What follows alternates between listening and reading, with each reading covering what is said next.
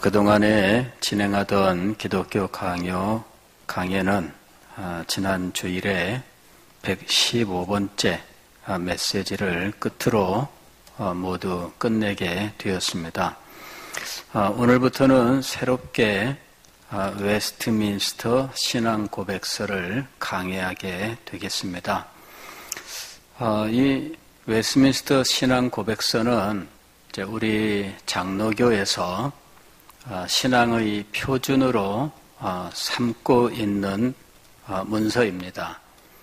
그리고 이것은 목사 안수를 받을 때에 이 웨스트민스터 문서들을 성경 말씀에 합당한 것으로 우리가 인정하고 또 따르고 가르치겠느냐 이렇게 서약을 하면서 받습니다. 그래서 목사들은 이 문서들을 잘 공부할 뿐만 아니라 또 이것을 성도들에게 가르치면서 성도들이 이 교리의 틀을 따라서 신앙생활을 할 수 있도록 이제 인도를 해야 된다 하는 것이죠.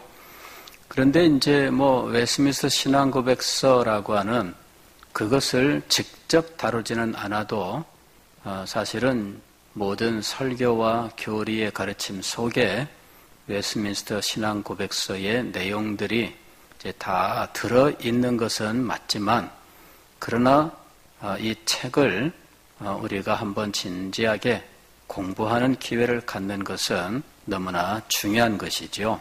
그래서 제가 이번 기회에 웨스트민스터 신앙 고백서를 한번 전체적으로 강해를 하려고 합니다. 이것은 분량이 일일이 자세하게 공부하려고 하면 한이 없어요. 문구 하나, 단어 하나 가지고도 1시간 동안을 설명하고 해도 넘쳐나는 것이기 때문에 한이 없습니다. 그래서 이 내용을 어떻게든 끝내야 되기 때문에 어쨌든 좀 정리해서 공부할 필요가 있습니다. 저는 앞으로 이제 이 책을 가지고 무슨 논쟁을 하거나 하는 쪽보다는 이 책의 내용을 풀어주는 것을 목표로 해서 진행을 하려고 합니다. 이런 목적으로 잘 되어 있는 책이 몇 권이 있는데, 이제 그 중에 비록 현대의 책은 아니지만 19세기 중엽에 만들어진 책이 있습니다. 이 A.A. 하치라고 하는 분이 웨스트민스터 신앙 고백서 해설을 썼는데, 그 해설의 목적이 웨스트민스터 신앙 고백서의 내용을 설명하는 것을 목표로 하고 있어요. 그래서 이 책이 그 내용을 잘 정리하고 있다 이렇게 판단해서 이 책을 제1교재로 삼고, 그보다 이전에 로버트 쇼라고 하는 분이 계신데 이분도 역시 웨스트민스터 신앙 고백서의 내용을 차분하게 잘 정리하고 있어요. 그래서 아마 이 두 권의 책을 기본 도서로 해서 다양한 책들을 참고해서 여러분들에게 웨스트민스터 신앙 고백서를 강의하려고 합니다.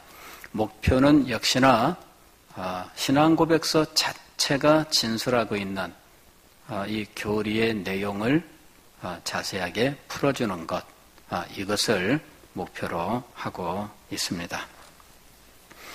자, 오늘 우리가 첫째 시간을 맞아서 생각해야 될 내용은 무엇이냐면, 왜 우리에게 신앙 고백서 혹은 교리가 필요한가 하는 것이죠. 왜 교리가 필요할까? 현대는 교리를 점점 이렇게 가볍게 여기는 그런 시대입니다.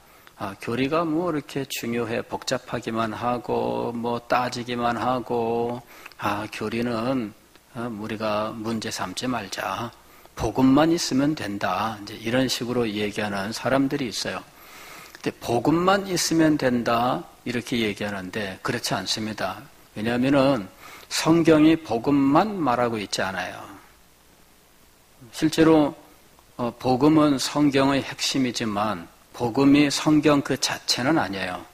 그래서 우리는 이 성경을 통해서 사실은 하나님께 대하여 어떻게 믿을 것에 대하여 또 우리가 하나님께서 우리에게 요구하시는 마땅한 삶에 대하여 배우게 되는데 성경은 바로 크게 이 두 가지를 우리에게 말씀하고 있어요.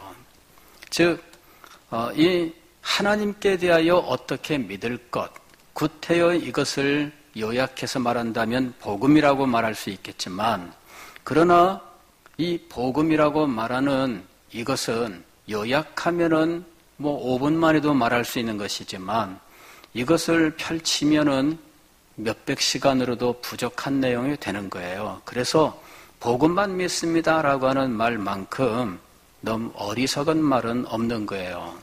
복음이라고 하는 것을 자세하게 설명하자면 몇백 시간이 필요한 내용이 되는 것이고 구태여 이것을 전도를 위하여 이야기한다면 5분 만에도 말할 수 있는 거예요. 그래서 복음만 믿으면 되지라고 이야기할 때 그것이 사실은 기준이 없다라고 하는 것이죠. 몇 분짜리 복음만 믿으면 될까요? 5분 만에 전할 수 있는 것을 복음이라고 알고 믿어야 할까요? 아니면 30분 동안 설명할 수 있는 것을 가지고 복음이라고 믿어야 할까요? 아니면 500시간 동안 설명하는 내용을 가지고 복음이라고 믿어야 할까요? 그 기준은 무엇입니까? 기준이 없어요. 그래서 복음만 믿습니다라고 하는 그 말이 얼마나 막연한 일인지를 알아야 돼요. 우리가 구원 얻기에 필수적인 믿음의 내용이 있다라고 우리는 그렇게 이야기를 합니다. 그럴 때 구원 얻기에 필수적인 어떤 진리 지식, 그것을 우리가 복음이라고 말한다고 할지라도 그 구원의 필수적인 진리의 내용을 또 누가 정할 수 있겠어요? 그리고 그 진리의 내용을 어떻게 우리가 통일시켜서 다 같이 인정할 수 있겠어요? 실제로 그렇지 않거든요. 그래서 오늘 우리는 복음만 믿습니다라고 하는 말이 얼마나 어리석은 말인지를 알아야 돼요. 복음만 있으면 되고 교리는 필요 없다라든지 아니면은 성경만 있으면 되지라는 말을 하는 분들이 있어요. 성경만 있으면 되지 교리는 필요 없다. 이제 이런 말하는 분들도 있어요. 정말 그런가? 정말 그런가? 성경을 읽는 사람이 교리를 만들지 않는다면 몰라도 성경만 읽는 사람도 자기가 성경을 읽어보니까 성경은 이런 것이더라 하면서 이야기를 하게 돼 있어요. 자기가 성경을 읽고 성경은 이런 내용을 말씀하고 있다라고 설명하는 순간 그것은 개인적으로 만든 교리를 말하고 있는 거예요. 왜? 성경이 어떤 교리책이 아니기 때문이에요. 성경은 다양한 장르, 다시 말씀하면 문학의 형식이죠. 즉 어떤 경우는 역사서, 어떤 경우에는 어떤 옛날 이야기 같은 설화체로, 어떤 경우에는 시로, 어떤 경우에는 어떤 격언과 같은 형태로 다양한 이 문체를 가진 장르의 종합이에요.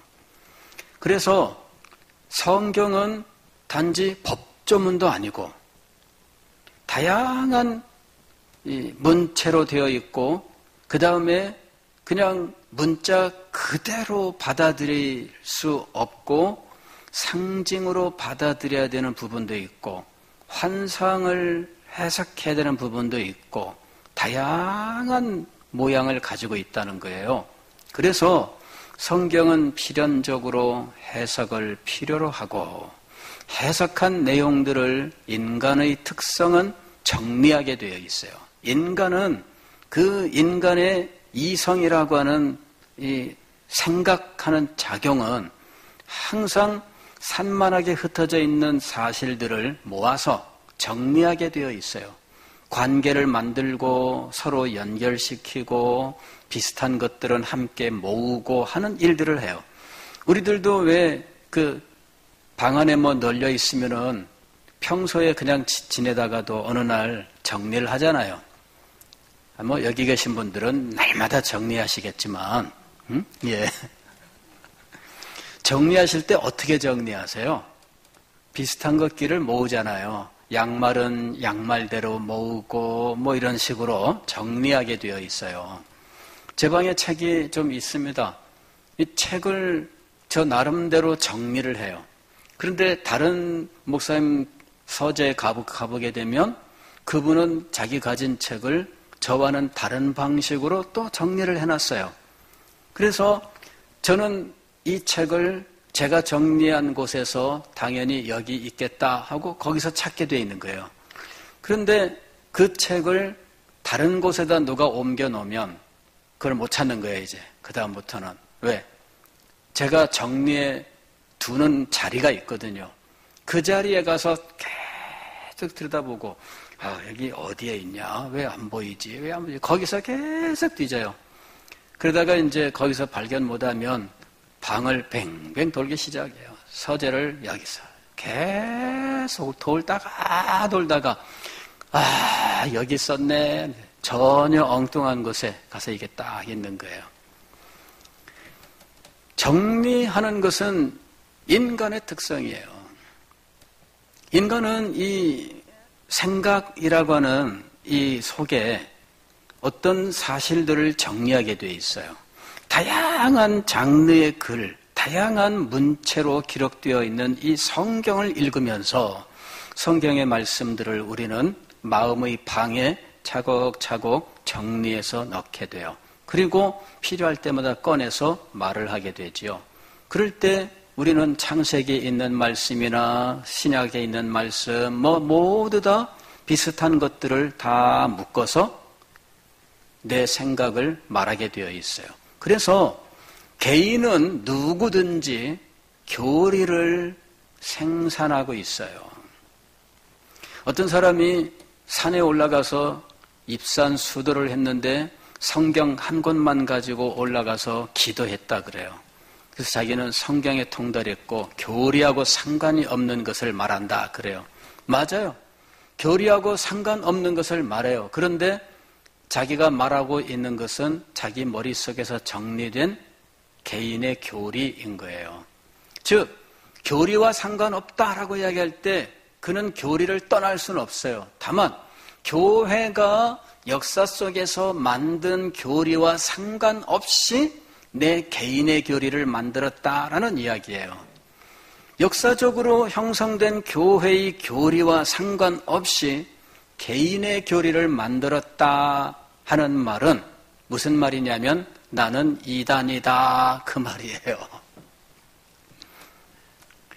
역사적으로 교회가 2000년 역사 속에서 만들어 온 교리가 있어요. 이것은 그 교회의 통일을 이루게 하는 요인이에요. 그래서 그 교회 안에 있는 사람들은 다 이 교리를 성경적으로 합당하다라고 연구하고 배우고 믿고 이렇게 지내고 있어요. 그런데 이 모든 것들을 다 부인해버린다면 내 개인의 교리만 최고가 되는 거예요. 그리고 이 최고의 내 개인의 교리를 여러 사람이 따른다면 그 사람들은 이단의 무리가 되는 거죠. 왜 신천지가 잘못이냐? 역사적인 교리와 상관없는 개인의 교리를 절대화시켰기 때문이에요. 그래서 거기는 나름대로 개인의 교리를 받아들인 사람들이 자기들끼리 무리를 이루었는데 역사적인 신앙 고백을 함께하는 우리의 입장에서 보면 그 사람들은 이단일 수밖에 없다라고 하는 거예요. 교리는 우리가 버린다고 해서 버려지는 것도 아니고 떠난다고 해서 떠날 수 있는 것도 아니고 외면한다고 해서 교리와 상관없이 되는 것이 아니라 우리는 무조건 교리를 만들며 살게 되어 있습니다. 문제는 그 교리가 교회의 하나의 교회를 이루고 그 교회 안에서 하나의 믿음을 갖게 하고 있느냐라고 하는 거예요. 그냥 나 혼자 잘난 척하는 식의 교리가 아니라 정말 기독교 2000년의 역사와 그 흐름을 함께 하는 것이냐, 아니면 이것을 모두 부인한 내 개인의 교리냐, 요거 차이만 있을 뿐이에요. 이단은 무엇이냐면은 보통들 이렇게 얘기합니다. 끝이 다르다. 왜냐하면 그냥 한문 글자 그대로죠. 그냥 그 다를 이자 끝단자 해서 이단이다. 그냥 뭐 글자 그대로 한문 풀이를 한 것뿐입니다. 이단은 무엇이냐면은 개인의 교리를 절대화한 거예요. 개인의 교리를 절대화한 것이 이단이에요. 그리고 이단 교파가 되는 이유는 그 개인의 교리를 무비판적으로 받아들이는 사람들이 그냥 모였을 때에 이단 교파가 되는 거예요. 교회는 교리를 만들죠. 그리고 교회를 만들지 않으면 교회일 수가 없어요. 교회는 필연적으로 교리 이것을 만들고 이 교리를 가지고 성도들을 지도하게 돼 있어요. 왜? 성경 이것 자체는 사실은 그 다양한 색깔과 다양한 크기의 구슬들이 그냥 섞여 있는 상자와 같은 거예요. 여러분, 구슬, 옥으로 만든 구슬이 있다고 하면 그것도 크기가 다르고 색깔이 다르고 다양해요. 이런 것들이 하나는 구약이라고 하는 박스 속에 들어있고 다른 하나는 신약이라고 하는 박스 속에 들어있는 거예요. 그리고 구약이라고 하는 박스 속에도 보게 되면은 칸막이가 있어가지고 거기에도 또 역시 다양한 크기의 색깔의 이런 구슬들이 막 박스마다 이렇게 칸막이마다 가득 채워져 있는 거예요. 거기서 구슬을 꺼내서 빨강색은 빨강색대로, 파란색은 파란색대로, 노란색은 노란색대로 다 정리를 하고 빨간색 중에서도 큰 거, 가운데 거, 작은 거 이런 식으로 크기별로 다 분류를 해서 다시 다 박스를 만들어서 넣는 거예요. 이것이 바로 교리라고 부르는 거예요. 그러니까 이 교리는 사실 성경에 있는 것을 가지고 만드는 거지요. 다만 이거를 분류할 때 어떤 원칙을 적용하느냐, 색깔을 따라서, 크기를 따라서, 거기에 있는 어떤 모양, 문양을 따라서 다양하게 되어 있는 것들을 하나하나 체계적으로 차근차근 정리해 나가는 거예요. 그리고 이것을 어떤 그 박스를 만들어서 거기다가 잘 넣는 거죠. 순서대로. 그렇게 해서 하나의 구슬 체계를 가지게 돼요. 이게 바로 교리라고 하는 거예요. 성경을 읽으면 한 구절, 한 책, 여기에서 다양한 어떤 진리들이 있어요. 그런 것들을 하나하나 분리를 하는 거예요. 아, 이것은 하나님에 대하여 말씀하고 있다. 그리고 하나님에 대하여 말씀하셔도 하나님의 성품에 대하여 말씀하는 것이다. 하나님께서 하시는 일에 대하여 말씀하는 것이다. 이런 식으로 그것들을 하나하나 다 정리해 놓는 거죠. 하나님의 성품에 대하여 말씀을 한 것이다. 그러면 그 성경들을 다 구절들을 모아서 하나님의 성품에 대하여도 하나님의 전능하신 성품에 대한 것이다. 하나님의 사랑에 대한 것이다. 또 달라요. 그래서 하나님의 능력에 대한 것들만 다 모으고 하나님의 사랑에 대한 것을 모아요. 하나님의 의에 대한 것들만 따로 모읍니다. 그렇게 해서 이것을 차근차근 정리해 나가면 이것이 교리가 되는 것이죠.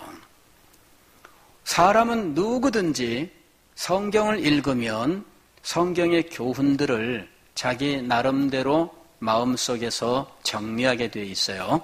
그런데 사람마다 다 말하는 게 다르다면 어떻게 될까요? 대혼란이 일어나겠죠.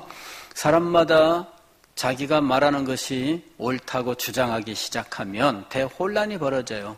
힘 있는 사람이 자기 말을 막 주장을 해가지고 막 끌고 갈 수도 있겠고, 뭐 돈으로 사람들을 사가지고 자기를 따르게 할 수도 있겠고, 뭐 온갖 종류의 일들이 일어나겠죠. 그러면 교회가 무너지게 돼 있습니다. 그래서 사도시대부터 벌써 교회는 이 바른 교훈이라고 하는 것, 즉 교리라고 하는 것을 정확하게 가르치고 교리에 어긋나는 것은 배척하도록 했던 거예요. 오늘 우리가 읽은 디모데전서 1장 3절 이하의 말씀도 이제 그 내용을, 그 일을 말씀하고 있는 겁니다.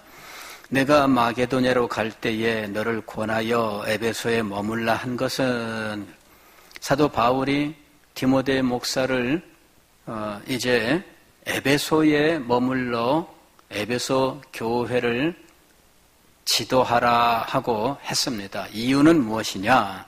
어떤 사람들을 명하여 다른 교훈을 가르치지 말며 그랬어요.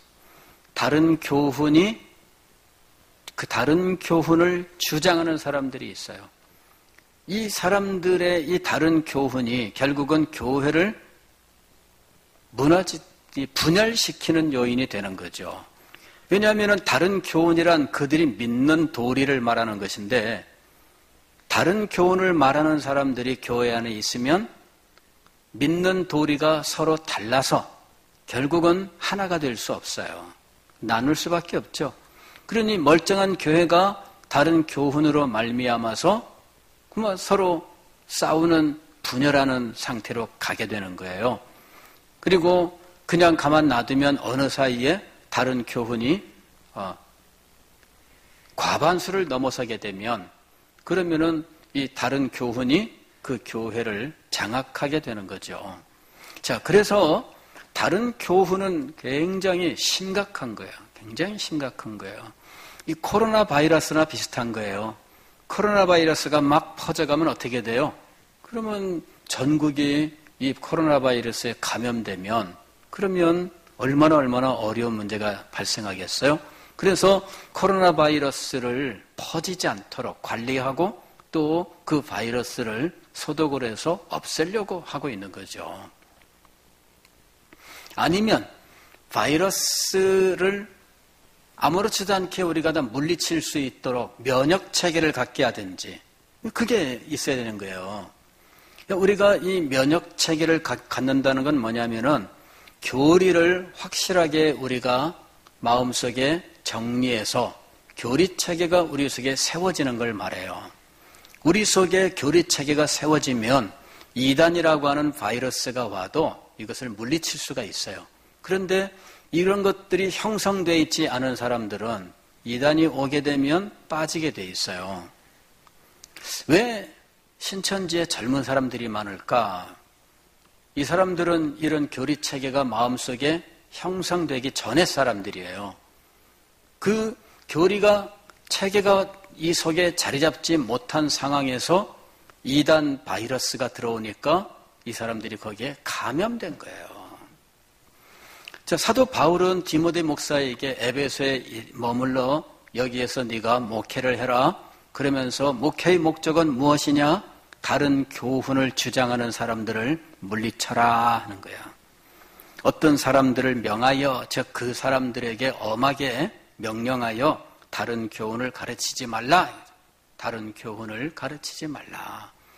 이거는 말씀을 가르치는 사람이 당연히 해야 되는 일이에요. 그리고 그렇게 하지 않으면 교회가 무너지게 되어 있습니다. 과거에 제가 청년 시절에 우리 교회에 우리 선배님이긴 하지만 이분이 어느 신학교를 다니고 있었어요. 그런데 교회에 와가지고 청년부 안에서 이분이 그냥 이렇게 얘기하는데 신학교를 다닌다니까 다른 청년들이 다 자기들보다 낫다고 생각하죠. 왜? 신학교 다니니까. 근데 이분이 하는 말씀이 아주 위태로워요. 이게 성경을 보게 되면 다윗의 시편의 이 구절은 여기 내가 몸이 쇠하여 뼈가 녹나이다 이런 성경 구절을 보면서 이거는 바로 이 매독 증세를 말하는 것이다. 이런 식으로 말하기 시작하는 거예요. 이 참 무슨 말 같지도 않은 그런 이야기를. 그래서 나중에 이제 이 목사님이 이 청년들하고 다니면서 그런 말을 하고 다니는 것을 알게 됐어요.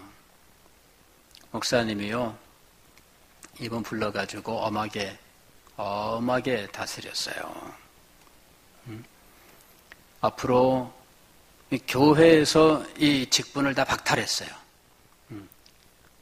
회장 직분 박탈.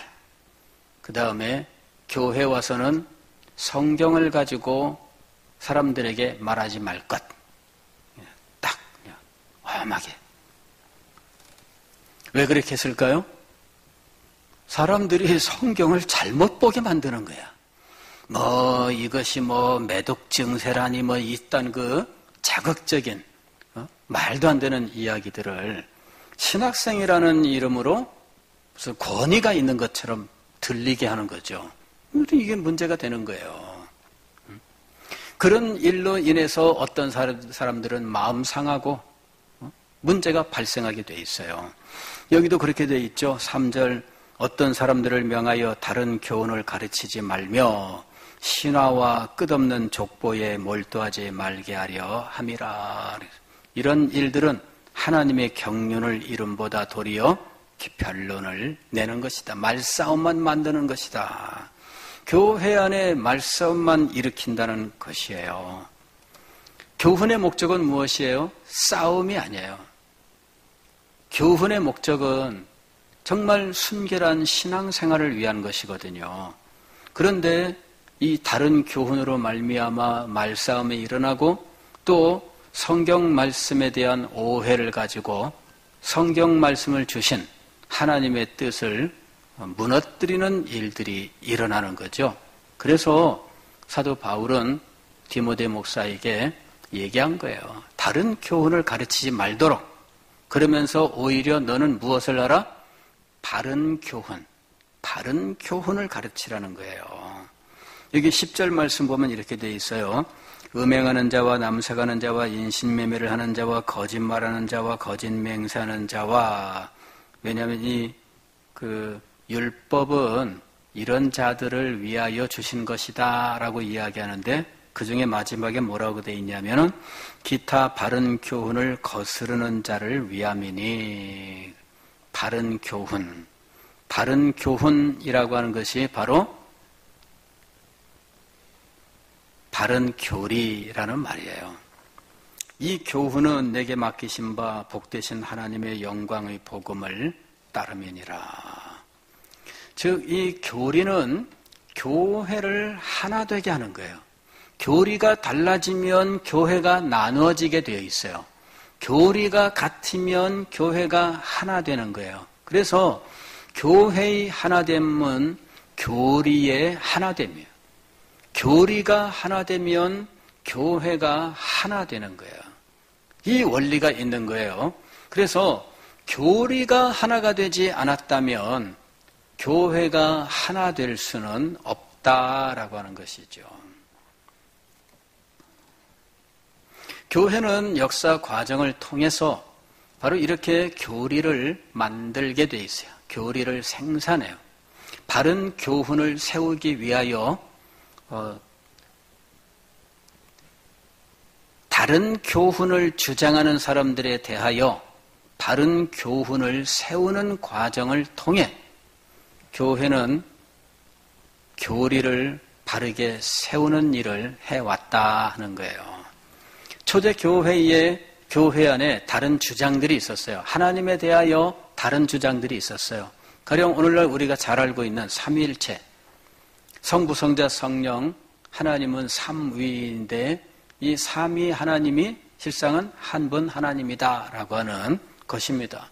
인간의 이성으로는 이해가 안 돼요. 그 당시에 사람들에게 널리 퍼져 있었던 어떤 철학에 따르면은 하나님은 오직 한 분밖에 안 계셔요. 절대자는 한 분이에요.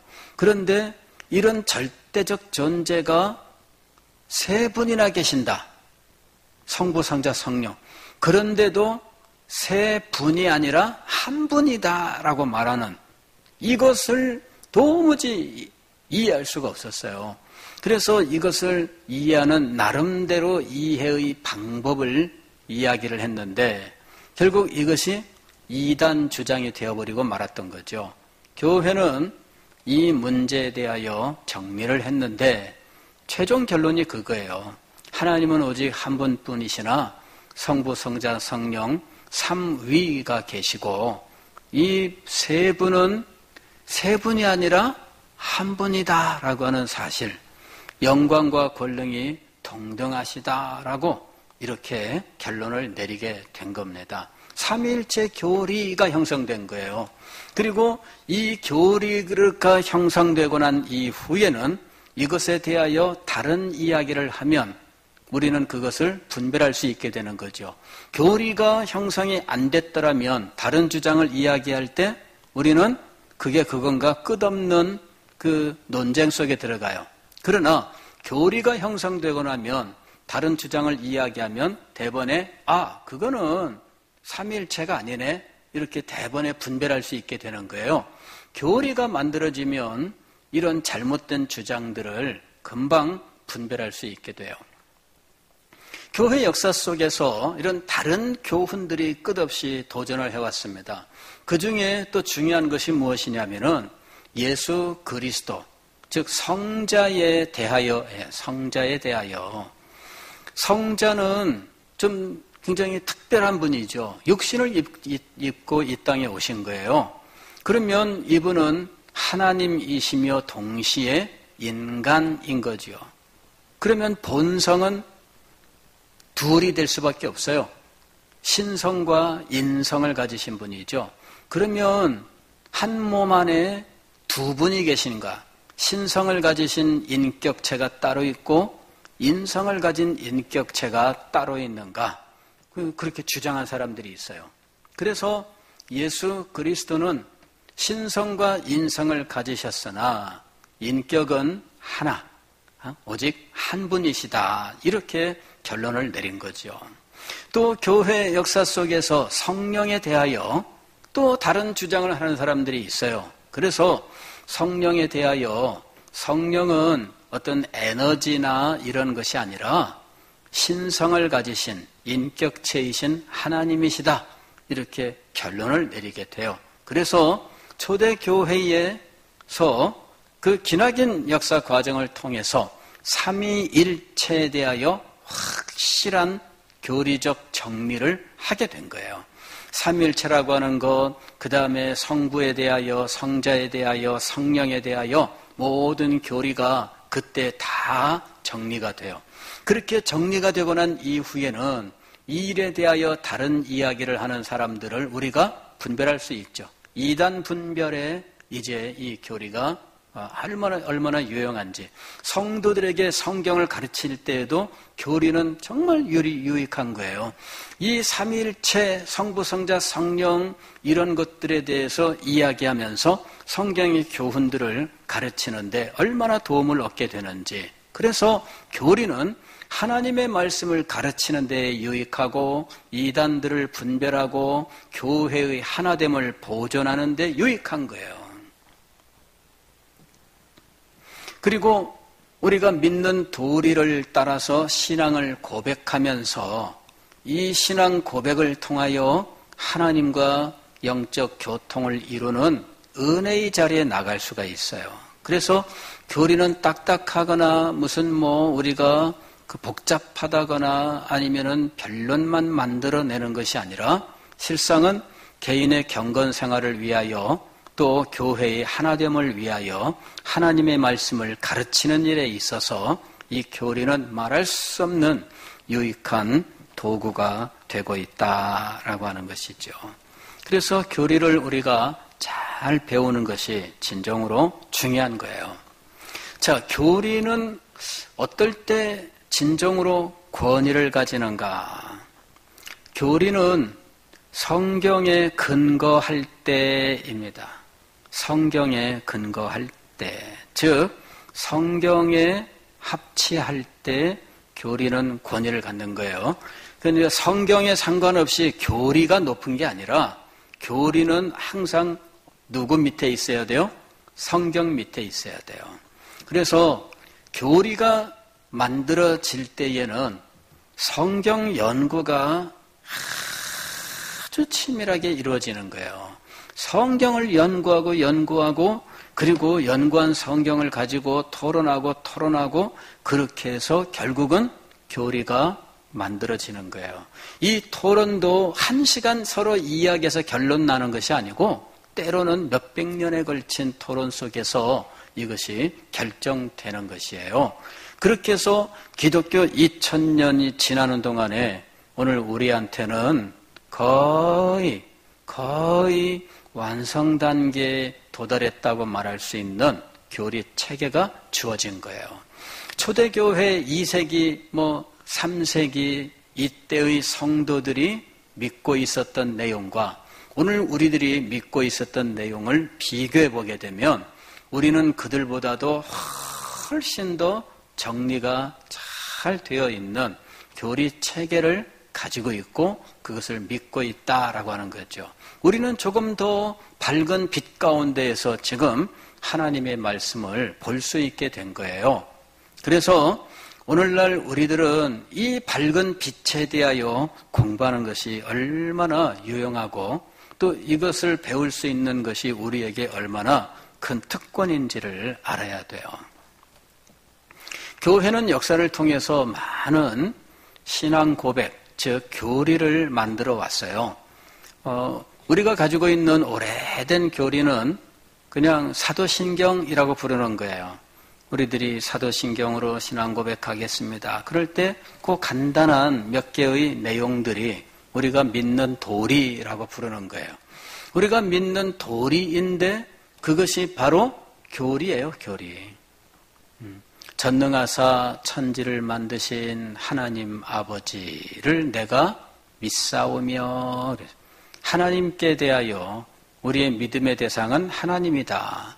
또 그 외아들 우리 주 예수 그리스도를 믿사오니 우리의 믿음의 대상은 예수 그리스도다. 성령을 믿사오며, 성령을 우리의 믿음의 대상이야. 그런데 성부는 어떤 분이며 성자는 어떤 분이며 성령은 어떤 분이냐? 사도신경에서는 아주 간단하게 고백해요. 전능하사 하나님을 전능하신 분으로, 또 천지를 만드신, 그래서 창조주 하나님으로, 그 다음에 전능하사 천지를 만드신 하나님 아버지, 우리에게는 아버지가 되시는 생명의 아버지, 하나님께 대하여 이런 사실들을 고백을 해요. 그럼 그런 사실들은 어디서 나왔느냐? 성경에서 나온 거죠. 성경을 통해서 우리는 하나님이 계시다고 하는 것, 우리는 그 하나님을 믿어야 한다는 것, 그 하나님은 전능하신 하나님이시며 창조주 하나님이시라는 것, 그 하나님이 우리에게 생명의 아버지가 되신다는 사실을 우리는 성경을 통하여 분명하게 확인했고, 이것이 정리된 이후에는 우리는 그 말을 가지고 그대로 믿는 거예요. 전능하사 천지를 만드신 하나님 아버지. 성경에서 하나님께 대하여 그렇게 가르치고 있어요. 성경이 하나님께 대하여 가르치는 모든 것일까요? 모든 건 아니죠. 간략하게 정리해서 우리에게 믿음의 고백을 할 수 있도록 만든 거죠. 예수 그리스도에 대해서도 마찬가지예요. 그 외아들, 예수 그리스도는 하나님의 독생자다. 성경에서 나오는 거예요. 그리고 우리 주 그랬어요. 우리 주. 그리스도는 주님이시다. 그걸 믿는 거죠. 하나님의 독생자이시며 우리에게는 주님이 되시는 예수님을 믿습니다. 이것이 우리 믿음의 내용이에요. 이게 교리입니다. 이것이. 이 교리는 어디서 나온 거예요? 성경에서 나온 거예요. 그러면 예수님께 대하여 모든 것이냐? 모든 것은 아니죠. 그 중에서 간략하게 우리가 고백할 요긴한 것을 그렇게 간단하게 정리했을 뿐이에요. 그러니까 이 교리는 그렇게 간략하게 할 수도 있고 그 다음에 이것을 굉장히 더 정밀한 체계로 만들어서 큰 책으로 만들 수도 있는 거예요. 다만 초대교회 때에는 간략하게 있던 것들이 역사적인 과정을 통하여 점점 더 분명해지고 더욱더 커졌다라고 하는 거죠. 이 사도신경과 더불어서 초대교회 때 유명한 사도 신앙 고백은 니케아 신경이라고 하는 거예요. 여기에서 이 성자의 신성을 확고하게 정해요. 성자는 하나님이시다라고 하는 사실을 확정짓게 되는 거예요. 그리고 그 뒤부터는 이 성자는 하나님이시다라고 하는 이 사실이 교리적으로 확립되고 난 다음에는 성자의 하나님 되심을 부인하는 것은 모두 이단이 되는 거예요. 그러니까 이 교리가 정해진다는 게 얼마나 중요한지 몰라요. 그 성자는 하나님이시다라고 하는 것이 어디에서 나온 걸까요? 성경에서 나온 거예요. 성경을 해석하는데 성자는 하나님이시다. 어떤 사람들은 성경을 통해서 성자는 하나님의 아들이라고는 불렀지만 하나님은 아니다. 이렇게 주장한 사람들이 있었어요. 하나님의 아들이기는 하지만 하나님은 아니다. 이 말이 맞을까요? 틀릴까요? 이 사람들은 나름대로 생각을 했어요. 어떻게 하나님과 동일할 수 있느냐? 아니다. 하나님의 아들, 양자가 되는 거지 하나님은 아니다. 그냥 하나님과 비슷한 분이거나 사람이지만 양자가 된 분이다. 이렇게 주장하는 사람들이 있었던 거죠. 그래서 성자는 하나님이시다라고 하는 사실을 교리적으로 확립하게 돼요. 그러면서 그 뒤에 성자에 대하여 다른 이야기를 하는 사람들은 이단이 되는 거예요. 자, 교리가 만들어지면 이거는 그냥 교회가 권위로서 무조건 강제하는 것이 아니라 성경을 해석하고 교회 안에 모든 사람들이 그 해석을 받아들이게 되었을 때 이것이 성경적으로 참이다라고 하는 사실을 인정하고 받아들이게 되었을 때 교리가 되고요. 그 교리는 이후에 다른 주장을 하는 사람들을 물리쳐서 교회의 하나됨을 보존해 왔다라고 하는 거예요. 이 니케아 신경 이후에는 아다나시우스 신경이라고 하는 것이 또 있어요. 이 아다나시우스 신경을 통해서 성령의 신성이 분명하게 선언되는 거예요. 성령은 하나님이시다 하는 사실을 인격체이신 삼위일체의 한 위격으로서 신성을 가지신 하나님이시다라고 하는 사실을 확고하게 세우게 되는 거예요. 그러니까 이걸 가지고 교묘하게 어떤 말을 이리 꼬고 저리 꼬고 해가지고 다른 말을 하는 이런 사람들이 있는데 그런 것에 대하여 명확하게 선을 긋는 거죠. 이렇게 해서 교회는 기나긴 역사 과정을 통하여 교리를 만들기 시작을 했습니다. 자, 이 웨스트민스터 신앙고백서는 어떻게 된 거냐? 영국에서 종교개혁이 일어나고 난 이후에 이 교회를 성경적으로 바로 세우기 위한 운동이 일어나게 되는데 이 운동을 청교도라고 이야기를 해요. 이 청교도들이 영국 이 나라를 이제 장악하는 때가 있어요. 이게 역사적으로 청교도 혁명이라고 하는 것이 있습니다. 청교도 혁명을 통해서 의회, 즉 오늘날 우리 국회죠. 이 국회를 장악하고 국회에서 법을 만들어요.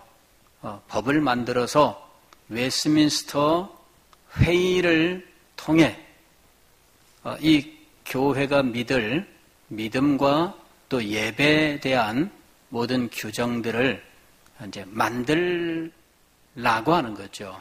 이 법을 반포를 해요. 그리고 이 법에 따라서 웨스민스터 총회라고 하는 것이 1643년에 시작해서 1648년까지 진행이 되는데, 이 기간 동안에 이제 의회, 이제 상원 의원들, 또 하원 의원들, 성직자들, 또 스코틀랜드의 교회 대표들, 이런 사람들이 모여서 회의를 통해서 교리를 하나하나 정리해 나가요. 그렇게 해서 최종적으로 만들어진 것이 이 신앙고백서, 대요리문답, 소요리문답, 예배모범, 이제 이런 것들이 최종적으로 만들어져요. 그래서 영국 의회에서 그것을 받아들입니다. 의회에서 받아들여서 영국 교회가 믿을 신앙의 표준, 예배의 규범으로 삼는 거죠.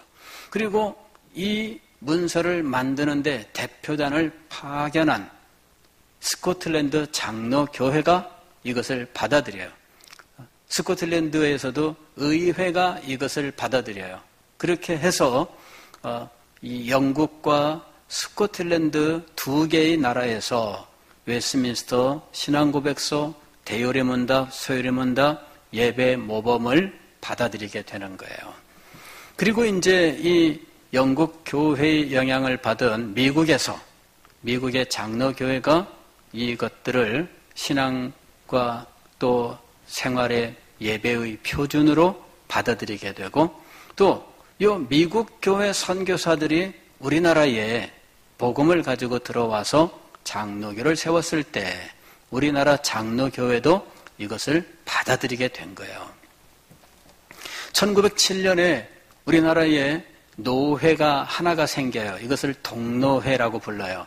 이 동노회에서 소요리문답을 채택을 하고, 그 다음에 이 신앙고백서를 이제 받아들이게 되죠. 그리고 1917년 이제 총회가 구성되고 제6회 총회 때에는 이것을 하나의 헌법으로 해서 이 모든 것들을 받아들이게 돼요. 그래서 오늘날 우리 대한예수 장로회 헌법에는 신앙고백서, 대요리문답, 소요리문답, 예배모범, 정치, 권징조례, 이제 이런 것들이 한데 다 묶여서 한 권의 문서가 되어서 헌법이란 이름으로 존재를 해요. 그 헌법 안에 웨스민스터 신앙고백서, 대요리문답, 소요리문답이 들어있고 예배 모범이 들어있어요. 이것에 따라서 오늘 우리는 믿고 또 성도들에게 어떻게 성경을 해석할지, 성경 해석의 원리가 되는 교리를 가르치고 그것을 따라서 믿고 생활하도록 해요.